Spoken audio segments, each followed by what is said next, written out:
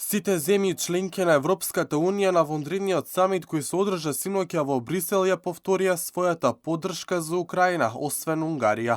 Со ваквиот потек предлозите не стана официјален заклучок, туку документ на Европската Унија силно поддржан од 26 земји членки на Унијата. We all want a peace through strength. Сите ние сакаме мир, праведен и траен мир, но од позиција на сила.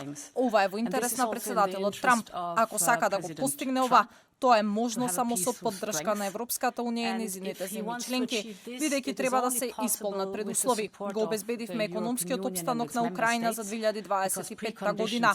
Ова е во интерес на сите. Унгарскиот премиер Виктор Орбан вели дека за Унгарија трошоците за Украина се превисоки.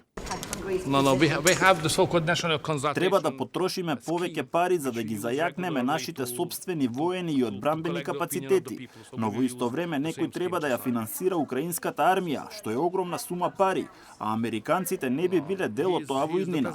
И мислам дека овие три работи заедно, три пакети се едноставно премногу. Европа не може да си го дозволи тоа, Унгарија дефинитивно не. Председателот на Украина Володомир Зеленски потврди дека следната недела во вторник ќе отпатува за Саудиска Арабија, но потенцираше дека нема лично да учествува на преговорите, дека таа задача ќе ја презема дипломати. Делегациите на САД и Украина ќе се сретнат за да разговараат за она што Вашингтон го нарекува првичен прекин на огнот со Русија.